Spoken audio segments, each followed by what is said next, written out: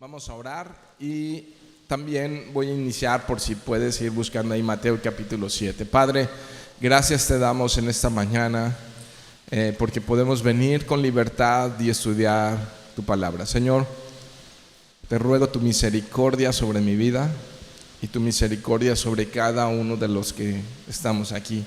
De tal manera que, Padre, tenemos la esperanza de que tú nos animes y nos fortalezcas para ser tu pueblo, el pueblo de la palabra de Dios, Señor, el pueblo que ama tu palabra, Dios, a través del texto que vamos a ver hoy. Ruego, Señor, que tu Espíritu Santo mueva nuestros corazones y nos dé vida, Señor. En el nombre de Jesús, amén. Mateo capítulo 7, versos 13 y 14, es solo parte de una introducción. Dice así: entren por la puerta estrecha, porque ancha es la puerta y amplia es la senda que lleva a la perdición, y muchos son los que entran por ella. 14. Pero estrecha es la puerta y angosta la senda que lleva a la vida, y pocos son los que la hallan. Frente a cada uno de nosotros, frente a cada ser humano, frente a cada uno de nosotros hay dos caminos a seguir. Diría mi mamá, nomás hay de dos sopas, ¿no? ¿Cuál te vas a comer? Nada más hay dos: o el reino de las tinieblas o el reino de la luz. Solamente hay dos caminos, ¿no? Y tienes que escoger uno. Un camino, de acuerdo a lo que acabo de leer aquí en Mateo capítulo 7, un camino es ancho, es espacioso, es cómodo, es fácil, ¿no?, de seguir. La mayoría va por ese camino. La gran mayoría va por ese camino y lleva un camino a un poblado que se llama la perdición, ¿no? Y lleva a un lugar que se llama la perdición. El otro camino es un camino angosto, por lo cual es difícil de transitar. Y yo sé que en nosotros no está muy práctica esta idea, pero en la época de las no autopistas, ¿no?, y en la época en la que se escribieron estos salmos, pues tú ibas por el monte, ibas por las veredas, ibas por el desierto, ibas por diferentes caminos rústicos. Y pues el camino angosto, hay espinas, hay arbustos, a veces tienes que ir abriendo el paso, y es un camino que no es nada fácil de transitar. Por eso, si dices, a ver, este camino así tiene 4 carriles y el otro es una veredita, ¿no? De repente se mira así como una vereda. Es esta la idea que está allí. Por eso son pocos los que quieren ir por ese camino.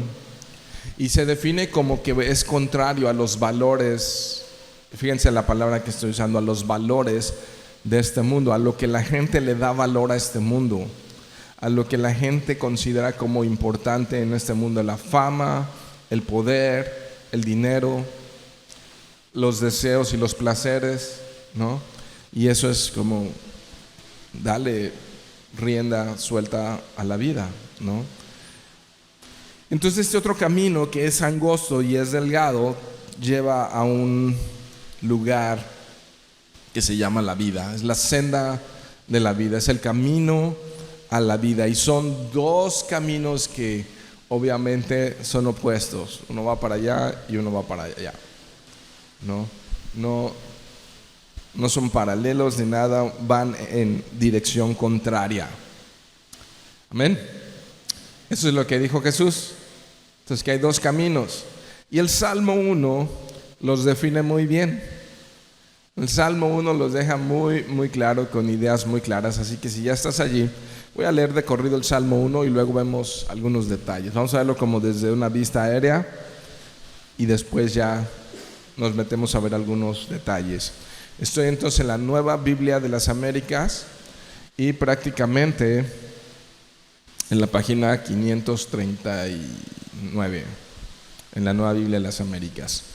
Dice el Salmo 1, verso 1: cuán bienaventurado es el hombre que no anda en el consejo de los impíos, ni se detiene en el camino de los pecadores, ni se sienta en la silla de los escarnecedores, sino que en la ley del Señor está su deleite, y en su ley medita de día y de noche.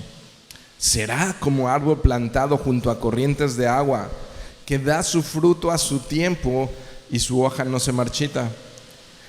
En todo lo que hace prospera. No así los impíos, que son como paja que se lleva el viento. Por tanto, no se sostendrán los impíos, en el juicio, ni los pecadores en la congregación de los justos.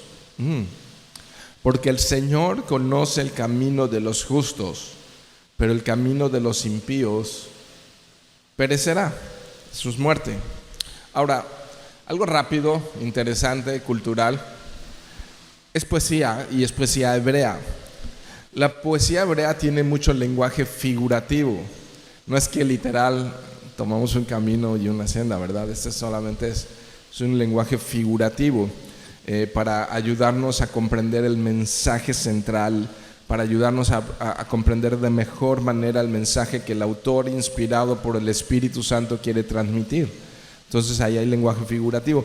Ahora otro rasgo, vamos a ponerlo así, distintivo de la poesía hebrea, es que hay paralelismos. Hay 3 diferentes tipos de paralelismos. No los voy a explicar para no meterme en eso, pero hay 3 tipos de paralelismos.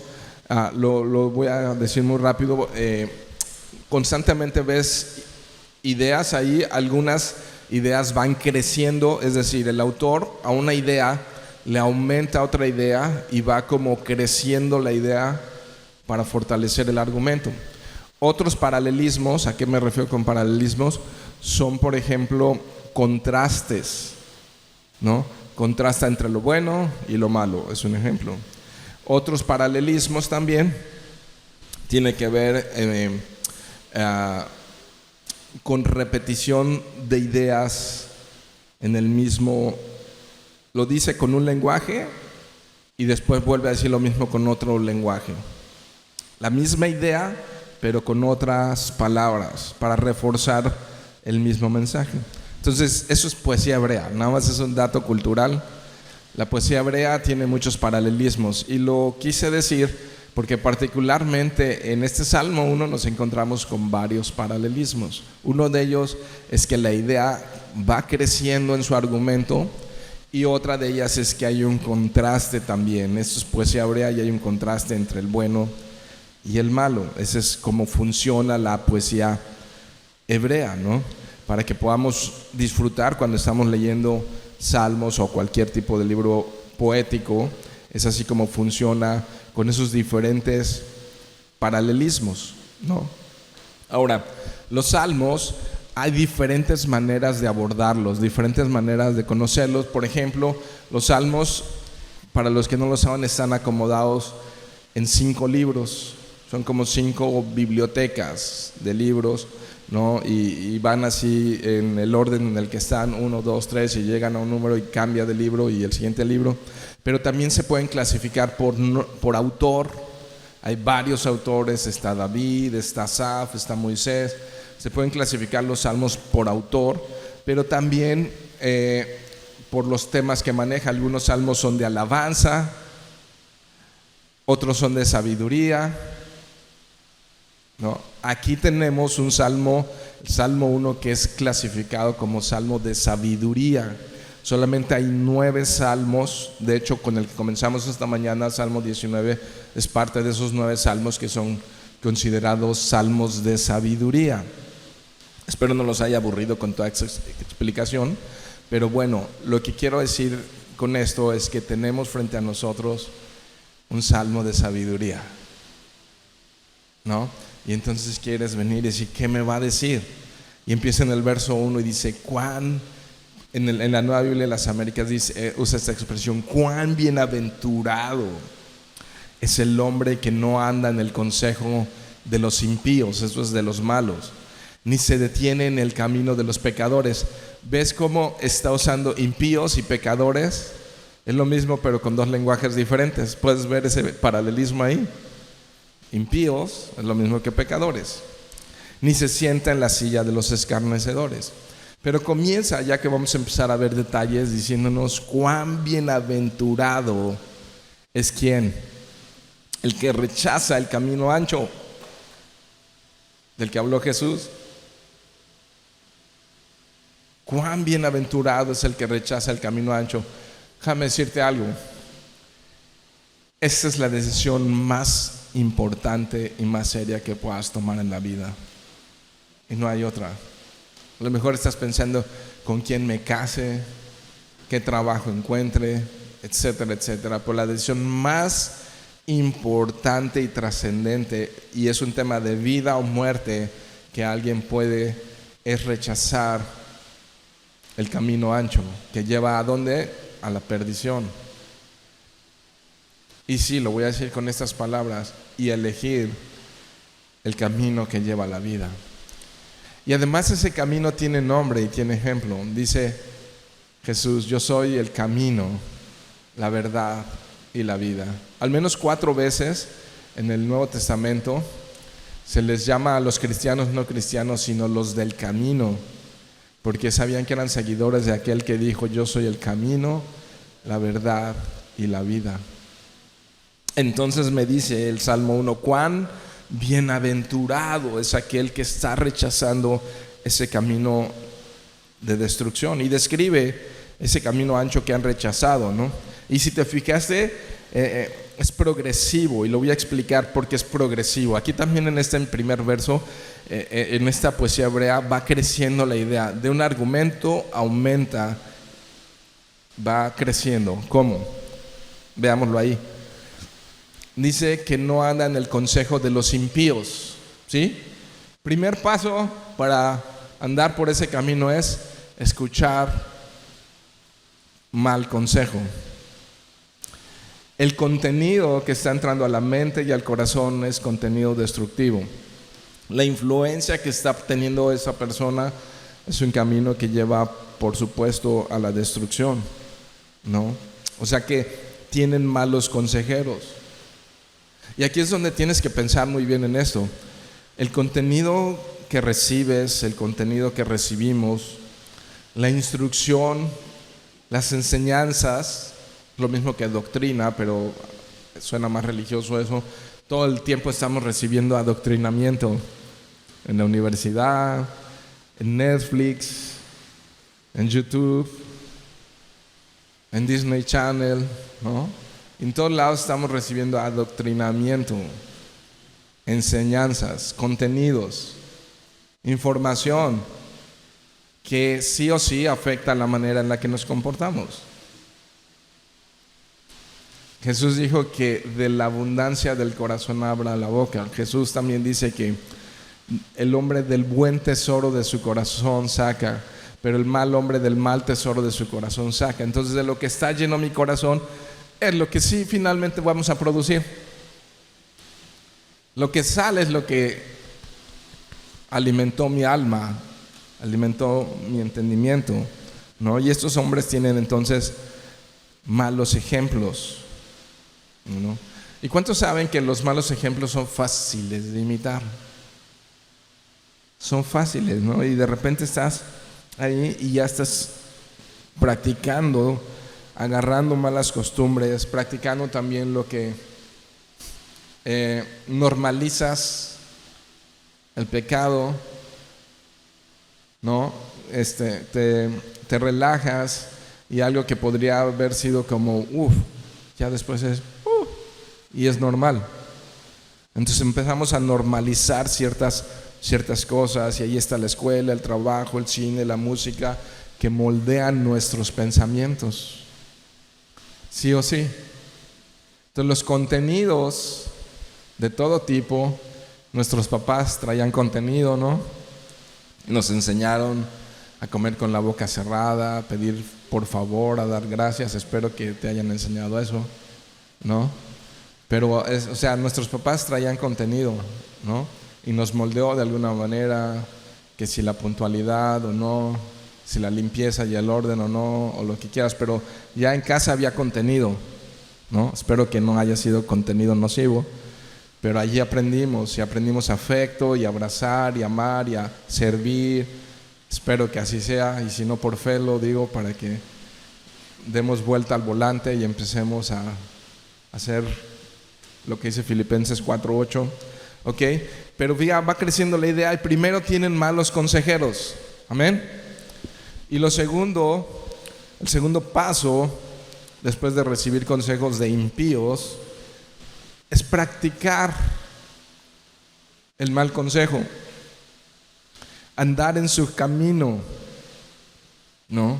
Es pisar la misma tierra, es hacer las mismas prácticas, las mismas obras que ellos hacen, ¿no? Entonces se lleva del terreno de la enseñanza al terreno de la práctica, ¿no? Se empieza a practicar el pecado. Ahora el tercer paso que dice ahí el verso 1, o sea, te fijaste, el primero es consejo de los impíos, luego camino de los pecadores, ya es la práctica, y luego ni se sienta en la silla de los escarnecedores. El bienaventurado no se sienta en la silla. O sea que el tercer paso, una vez que se ha corrompido, una vez que recibió contenido nocivo y una vez que lo practica, es que se vuelve un cínico con el pecado. Un escarnecedor es alguien que se burla y se mofa de los que hacen el bien, especialmente de los cristianos, ¿no? Y dice, los cristianos, ¿qué onda? O sea, ¿no? Y entonces ya pasas de practicar el pecado a burlarte de los que no lo practican. Entonces ya se vuelve una cuestión de volverse cínico con el pecado, ¿no? Se ríe, se burla, y la idea es que ofende a los que no practican lo mismo. Amén. Entonces ahí está, poesía hebrea va creciendo en ideas, pero también contrastando ideas. Lo que tenemos que notar en este primer verso, para tener cuidado, es que el pecado es progresivo. Nadie quiere destruir su vida conscientemente, nadie, pero en algún momento de su vida comenzó a descuidar su intimidad con Dios, a descuidar su tiempo personal con Dios, a dejar de congregarse, a dejar de convivir con otros hermanos cristianos, y empieza a convivir más en el mundo y en el trabajo, y pasa más horas viendo series interminables de maldad. Pero dice, sí, ok, y su corazón se empieza a enfriar, y el Espíritu Santo se contrista en su vida, y de repente ya los frutos de la carne se empiezan a hacer evidentes: pleitos, iras, contiendas, maldades, ¿no? Todo lo nefasto empieza a hacerse evidente. Y tú dices, bueno, pero es que venía a la iglesia y traía una Biblia debajo del brazo, así no vaya a manchar yo el libro de Ryan, ¿no? Y traía su Biblia debajo del brazo, pero la realidad es que pudo haber sido un religioso en lo exterior, ¿no? Y no tener una comunión real con Dios en lo interior. Entonces, poco a poco, y tienes que notar esto, que el pecado es progresivo. Si tú estás echando agua podrida, pues, todo se va a echar a perder. Pero si tú estás echando agua limpia, ¿qué va a pasar? Pues se va a limpiar, ¿no? Pero sí tienes que notar en este primer verso que el pecado es progresivo, ¿no? La mente se va moldeando para hacer el mal. El verso 2 me dice, sino que en la ley del Señor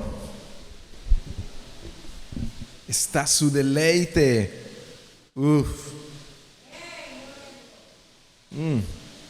No sé quién dijo eso, pero me anima. Qué bueno.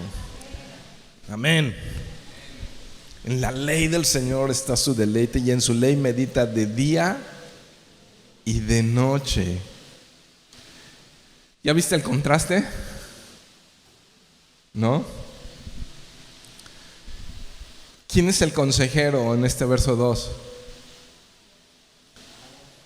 La ley del Señor, la palabra de Dios. Ahí está el contraste.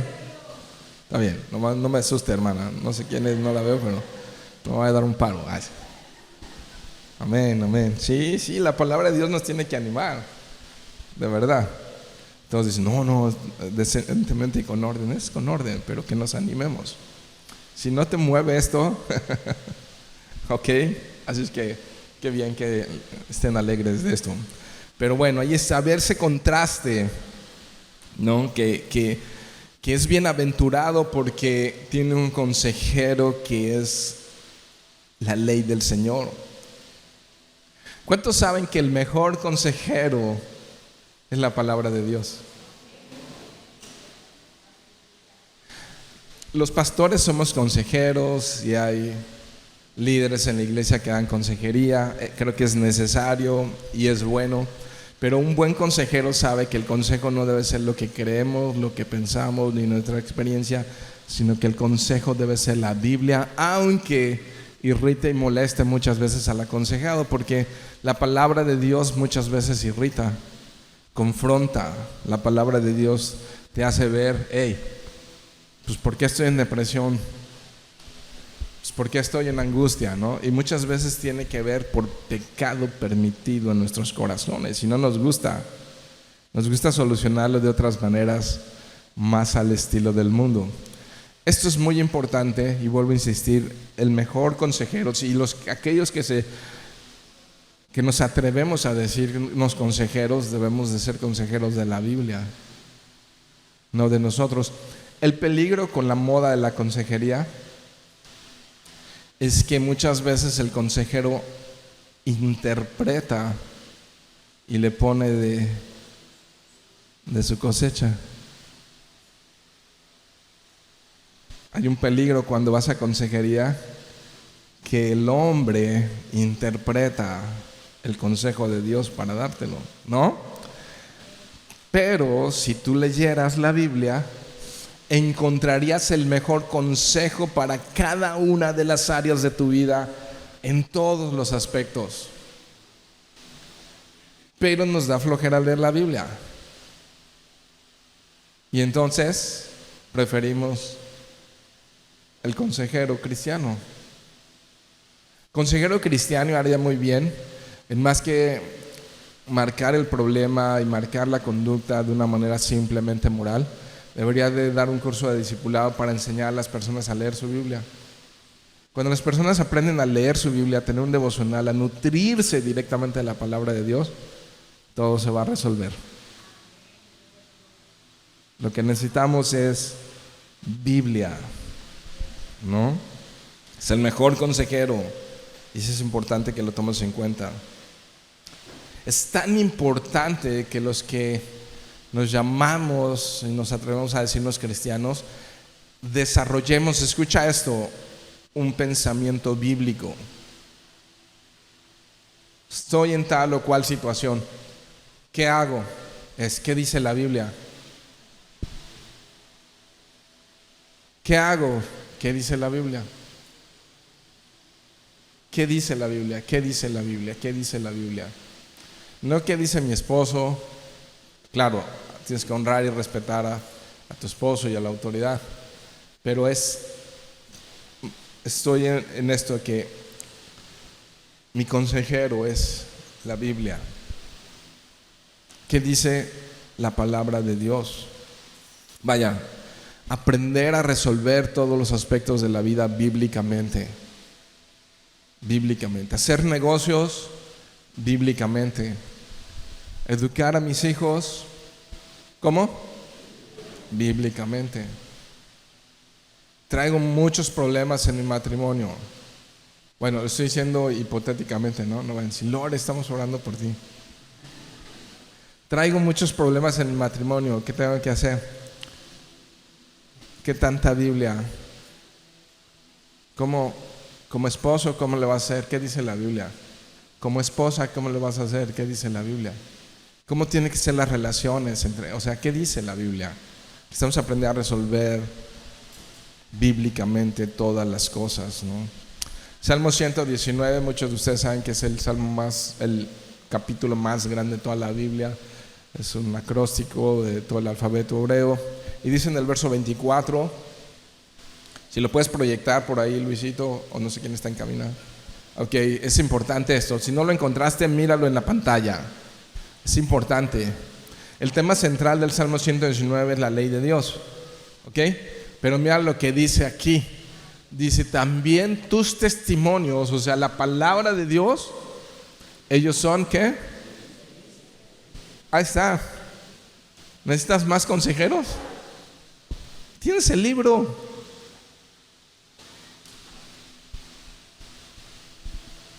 Al pueblo hebreo, a los israelitas se les conocía como el pueblo del libro. Y nosotros somos la iglesia del Dios vivo, la iglesia del libro.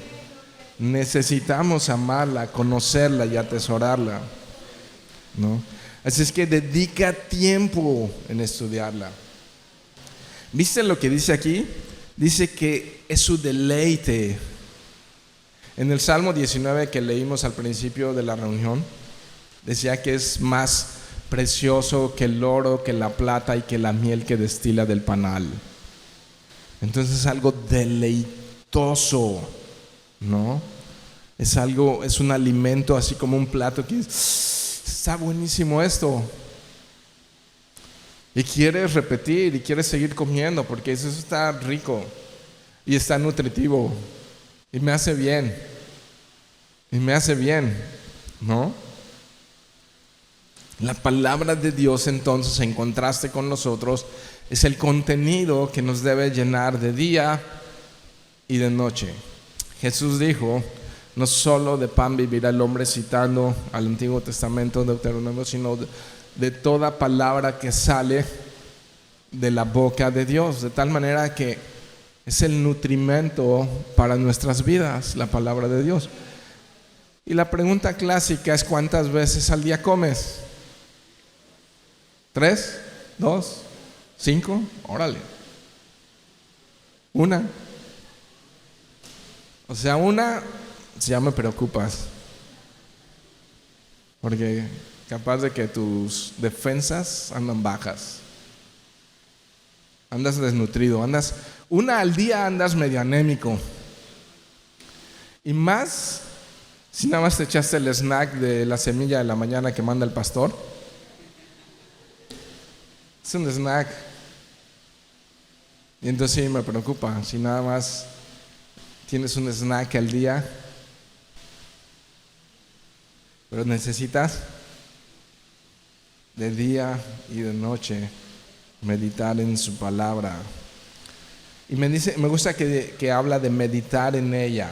Y quiero aclarar, meditar entre los budistas, ayer hablamos como los jóvenes del budismo, es poner tu mente en blanco y no es esa meditación. Eso es súper peligroso, tengan cuidado, eso es muy peligroso y es satánico. Meditar es reflexionar profundamente en la palabra de Dios. Así pensar, ¿qué me quiso decir? ¿Qué me habló? ¿Qué me dijo? Y que sales de ahí sabiendo que Dios habló contigo. Sabes que Dios habló contigo, ¿no? Entonces el contenido. Mira lo que dice. Quiero hablar de los efectos que tiene la palabra de Dios en nuestras vidas. Juan 5:39.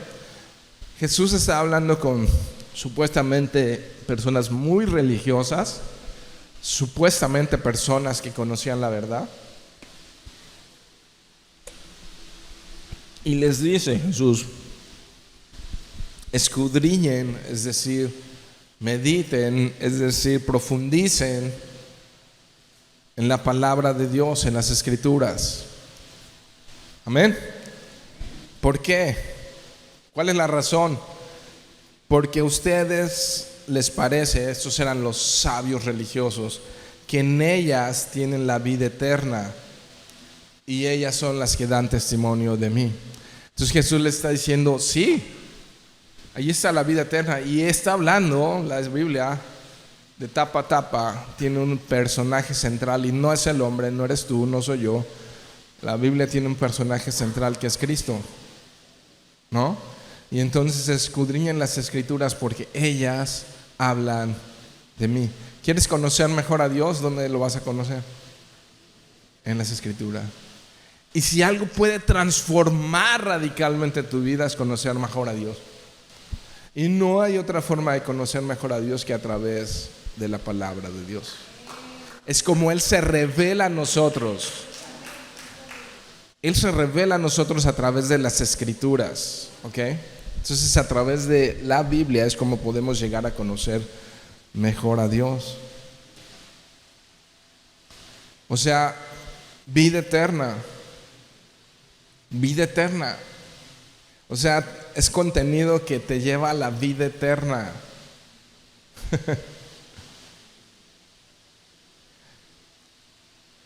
Hay varios efectos.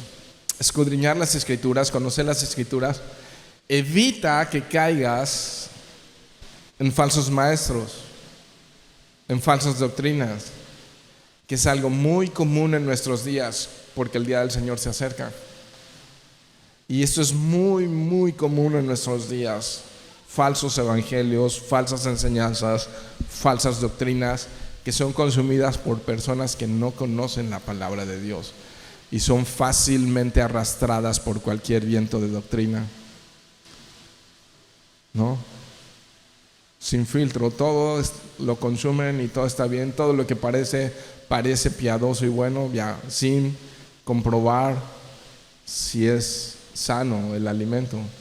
Y entonces así, aunque esté mosqueado el alimento, aunque esté echado a perder del otro día, se lo comen porque no conocen las Escrituras. Conocer la palabra de Dios me hace sabio para tomar decisiones correctas. O sea, dime si no es bueno escudriñar la palabra de Dios. La palabra de Dios lava mi mente. ¿Cuántos necesitan ser lavados? Y que las cadenas de opresión y las ataduras al pecado y todo eso se rompa, ¿no? Cambia hábitos, destruye malas prácticas. La palabra de Dios trae libertad. Trae libertad. Pero necesito pasar tiempo en la Biblia. Necesito que la palabra de Dios transforme mi pensamiento. Romanos 12:2. Ser transformado por medio de la renovación de mi entendimiento. ¿Cómo? Con la palabra. Y sí,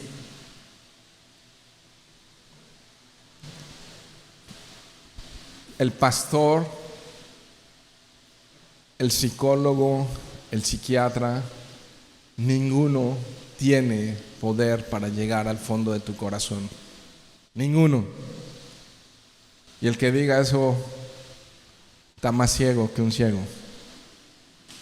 Lo único que puede llegar y escudriñar mi alma y mi corazón y es más cortante que una espada de dos filos y que penetra hasta partir el tuétano y las intenciones del corazón y lo lava y lo restaura y lo anima y lo regenera y lo fortalece, es la Biblia. Nada más. Es la Biblia, es la Biblia la que puede hacer eso. Sana mi mente, sana mi alma, sana mi corazón. No solo eso, me trae esperanza, me trae dirección, me trae gozo, me trae paz la palabra de Dios. La palabra de Dios me instruye para toda buena práctica. En mi familia, en mis relaciones, en mi trabajo, en cualquier tema. Muchos de ustedes ya se la saben. Segunda de Timoteo, capítulo 3, versos 16 y 17. Y los que no se la saben, deleítense en ver lo que dice aquí. Dice que toda la escritura de Génesis a Apocalipsis, ¿no?, es inspirada por Dios. Sí, la escribieron hombres, pero inspirados por el Espíritu Santo, ¿ok? Entonces el autor de la Biblia es Dios, no el hombre. Dios usó a hombres para escribir la Biblia. Y entonces dice, es inspirada por Dios y útil para enseñar, para reprender, para corregir, para instruir en justicia. El verso 17 no te lo quieres perder, a fin de que el hombre de Dios sea maduro, enteramente preparado, equipado para toda buena obra. Esto hace la palabra de Dios con nosotros. Si realmente lo creyéramos, seríamos las personas más peligrosas de este planeta.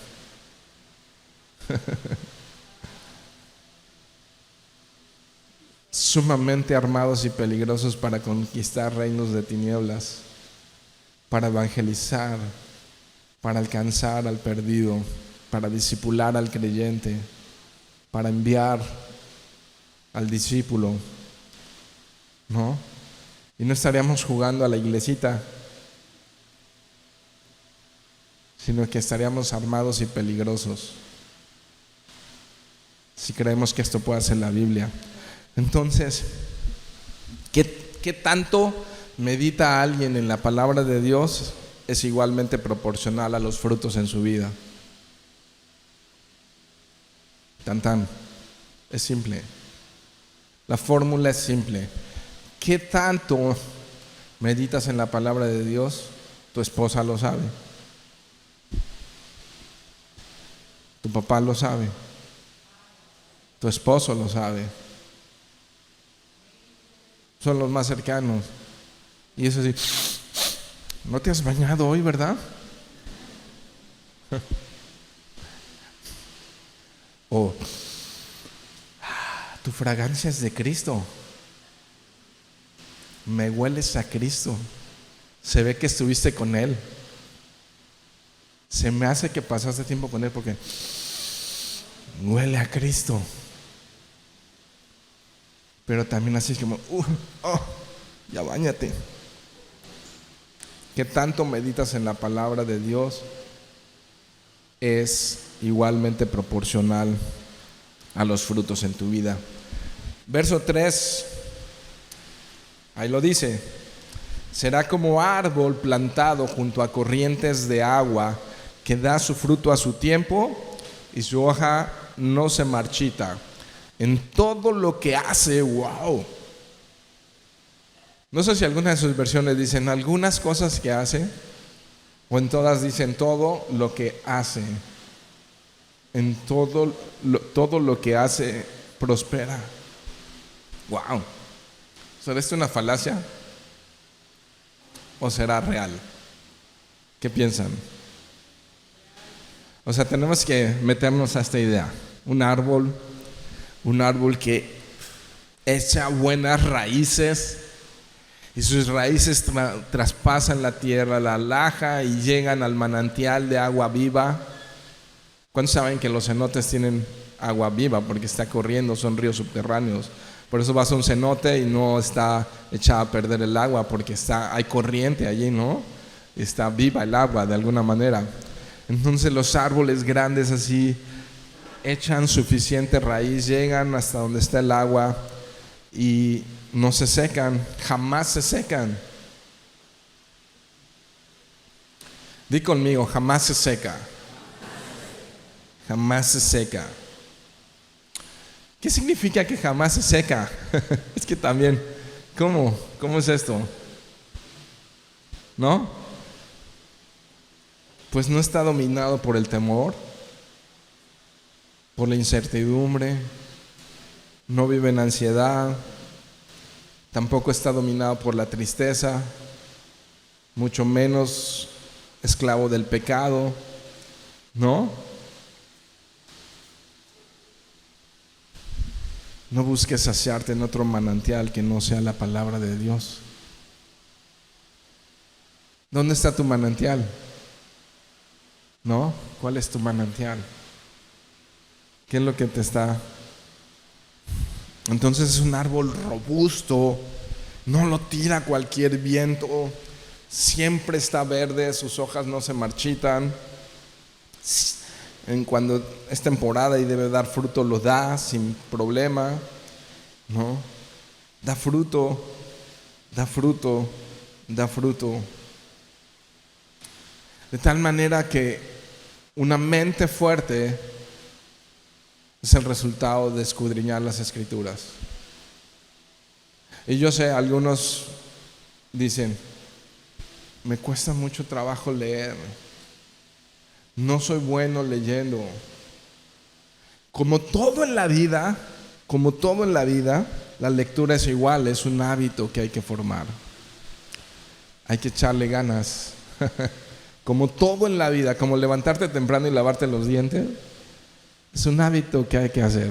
Como bañarte, es un hábito que hay que hacer. Ahora me temo, eso solamente es un temor, que la cultura de nuestros días, por las redes sociales, por TikTok, por Instagram, por Facebook, por YouTube y cualquier red social que quieras, está perdiendo agresivamente la capacidad de concentrarse.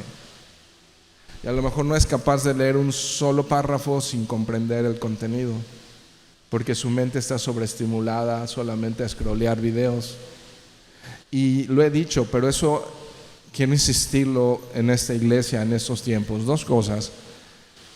Una persona que vive pegada al teléfono está matando su capacidad de concentrarse y su capacidad creativa. O sea, dicho de otra manera, las neuronas se le están muriendo ahí. Y cada vez más difícil leer. Cada vez más difícil agarrar la Biblia y leerla. Porque la Biblia no tiene todos los colores y no es multimedia, no es tan a nuestros sentidos tan estimulante. Es tinta, texto, papel allí, ¿no? Bueno, a mí me gustan las Biblias de papel, no las digitales, pero hay cada quien. El chiste es leerlo. Pero me temo, ¿ya se acabó el tiempo? Creo que ya, ¿verdad? Le metemos al acelerador. Ok.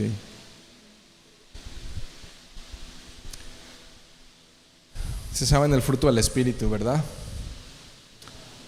Amor, gozo, paz, paciencia, benignidad, bondad, fidelidad, mansedumbre, todo eso, bueno, es parte del árbol que está plantado, bien plantado, y que estos frutos se dan como parte de esa relación que tiene con Dios.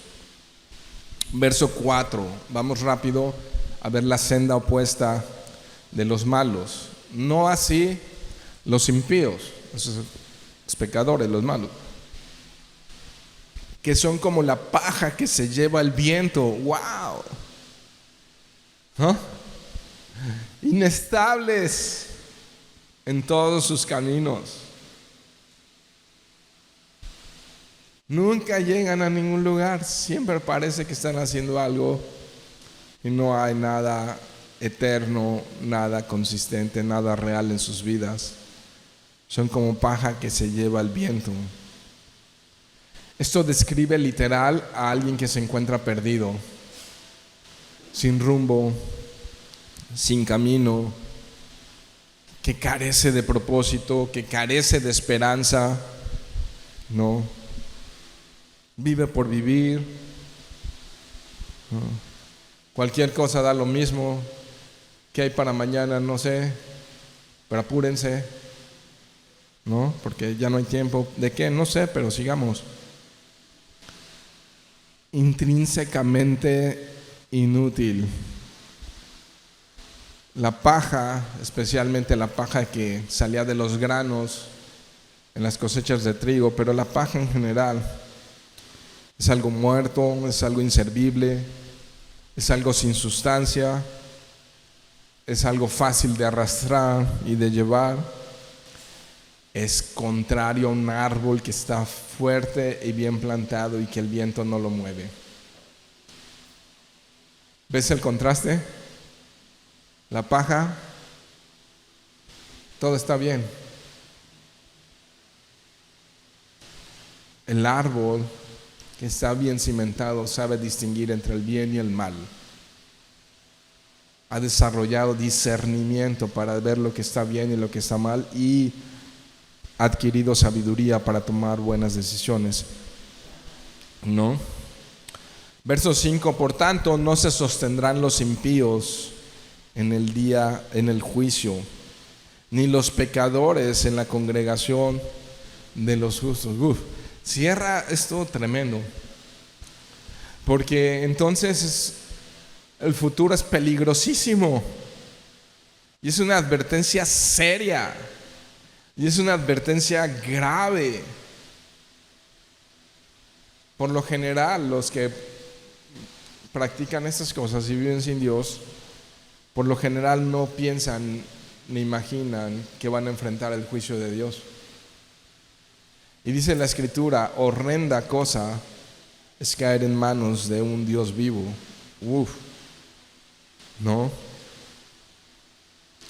No temen a Dios, y por lo tanto no son parte de la congregación de aquellos que han sido lavados por gracia, perdonados, donde Dios ha sido misericordioso, porque han rechazado el camino estrecho y angosto y han elegido el camino ancho y malo que lleva hacia la perdición.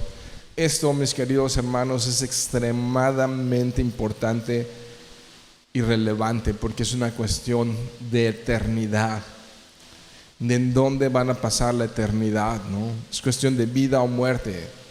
Entonces sí, son dos caminos muy, muy opuestos. Verso 6: porque el Señor conoce el camino. Me encanta eso, conoce. Dios conoce tu vida, Dios conoce tu camino, Dios conoce el camino de los justos, pero el camino de los impíos será destruido, perecerá. Dos caminos, ¿no? Y me gusta esto, que Dios conoce el camino de sus hijos. Dios sabe todo de mí: mi necesidad, mis temores, mi debilidad, mis aflicciones, mis sueños, mis aciertos, mis logros, mis triunfos, mis caídas, mis levantadas. Él está pendiente de mí, y eso me da confianza y me da seguridad. ¿Sabes? Dios conoce a sus hijos, significa que Dios tiene cuidado de nosotros. Dios conoce a los suyos, significa que Él nos va a preservar hasta el final. Significa que la buena obra que Él ha comenzado en nosotros, Él la va a terminar. ¿No te anima esto? No, a veces estamos así como... me alegra saber que Él me conoce. ¿Sabes? Significa que nadie me puede separar de su amor.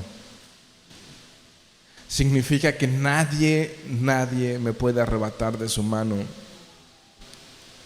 Significa que soy oveja de su prado, y que el Salmo 23 lo escribió para mí. Su vara y su callado me infundirán aliento. Me lleva a pastos verdes, adereza mesa delante de mí en presencia de mis angustiadores, y mi copa está rebosando. O sea, eso es para mí, porque yo soy su oveja, ¿no? Significa que soy su desposada y que Él viene por mí. Significa que somos sus hijos y que Él es nuestro Padre. Eso tiene mucho significado. Significa que es nuestro pastor y que su vara y su callado nos infundirán aliento, porque el Señor conoce el camino de los justos. Amén. Bueno, pues vamos a terminar. Ya terminamos esta parte del primer salmo. Lo mencioné al principio, al menos 4 veces en el Nuevo Testamento, en el libro de los Hechos, se les llamaba a los cristianos como los del camino, ¿no? Y aquí el Salmo 1 está hablando del camino de los justos, pero también lo contrasta con la senda de los malos. Entonces cerramos, pero la pregunta es: ¿en qué camino estás tú? ¿En qué camino estás tú? Todas las personas de este planeta tienen frente a sí mismos 2 caminos y tienen que elegir uno. Entonces esta mañana, si tú... Es difícil a veces porque requiere un ejercicio fuerte de la humildad, de humillarse y decir, reconozco que estoy caminando en el camino equivocado. Reconozco que he andado en el camino que lleva a la destrucción. Y lo que hoy estuviste narrando, pastor, me identifico con eso. Sabes, hoy te puedes arrepentir. El arrepentimiento es esto: vas en una dirección y das un giro y vas en otra dirección. Gráficamente eso es lo mejor que puedo hacer para expresar qué es el arrepentimiento. El arrepentimiento es renunciar a una vida de pecado, renunciar a una vida sin Dios, renunciar a una vida alejado de Dios para decir, Señor, yo creo que puedo tener una relación contigo por medio de Jesucristo. ¿Sabes? A eso vino Jesús. Vino a reconciliarnos con Él. Jesús vino a cargar toda nuestra maldad y todos nuestros pecados y todo lo que hemos hecho desastrosamente. Él vino a cargar la culpa. Él vino a cargar el peso del pecado para que tú y yo podamos hoy acercarnos a Dios. Por medio de Él hoy podemos conocerle. Por medio de Jesucristo hoy podemos conocer al Padre. Y podemos tener esa relación real. Y podemos nutrirnos y la palabra de Dios puede alimentarnos el alma. Por esto es cuando realmente es difícil, pero hacemos un ejercicio de humillación y decimos, Dios, perdóname porque he sido un pecador y te necesito en mi vida. Entonces yo creo en Jesús, que Él vino a cargar por mis pecados y que Él es el Salvador de este mundo. Y yo necesito, Señor, que vengas a mí, Señor. Si tú haces esa oración, dice la Biblia que vas a pasar de muerte a vida, del reino de las tinieblas al reino de la luz, al reino de su amado Hijo. Si tú haces hoy esa oración, es como si nacieras de nuevo, borrón y cuenta nueva, y tus pecados ya no se va a acordar más de ellos. Dios los va a llevar a lo más profundo del océano donde nadie los pueda sacar. Es una metáfora para hablar de que es un borrón por completo y vida nueva. Entonces, si tú te identificaste con el camino malo, no te endurezcas. No endurezcas tu corazón. Esto es real, esto es serio. Y el tiempo de Dios, el tiempo en el que va a venir a hacer juicio en la tierra, está a las puertas, está muy cerca. Pronto viene el Señor Jesús. Hay muchas evidencias. Estaría bien hablar un día, tener una plática en domingo acerca de lo que invitamos a Ryan que venga a hablarnos acerca de los últimos tiempos. Padre, gracias te damos por tu palabra, Dios. Gracias te damos por Salmo 1 y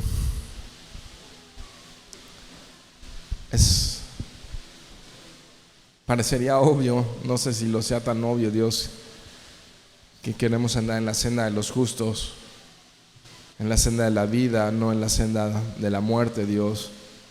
Entonces aquí estamos, Dios.